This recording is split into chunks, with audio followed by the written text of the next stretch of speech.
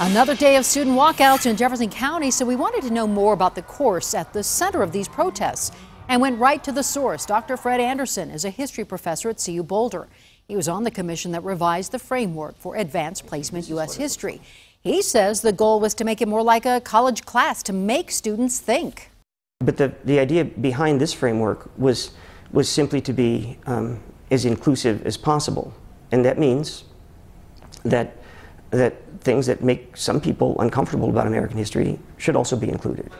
Conservative critics are calling it revisionist history with an anti-American bias. Dr. Anderson telling us he had no idea those changes would cause such a controversy. Now, another woman not expecting this kind of reaction, the woman who called for a thorough review of the curriculum. JEFFCO board member Julie Williams breaking her silence to Russell Haythorn tonight. Russell?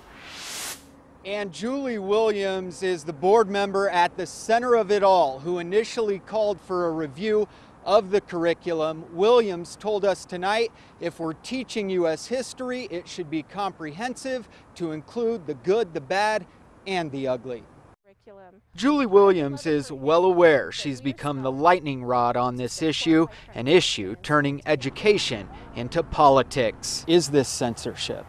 I would say absolutely not. If it is censorship, we're censoring our citizens from having access to review this curriculum. Williams is the board member proposing a review of the new AP U.S. history because she's concerned it leaves out much about history. If it doesn't have complete history, then I think that's worthy of question. The new curriculum is a framework, and supporters argue teachers can still teach topics that aren't covered. But the framework drives the tests. This is the first time in Jefferson County in probably 50 years that there have been big changes made.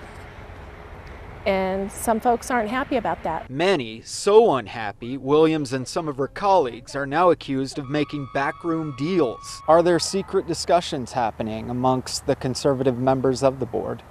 I don't know what you're talking about, no. And board members' kids now getting dragged into the mess. That's using our children as pawns. Today, a fellow board member revealed he and his family are now receiving threats. Williams says her 16-year-old autistic son attends Stanley Lake High, where protests have occurred. Her son told her he participated in, quote, a parade. Are they forcing him to participate?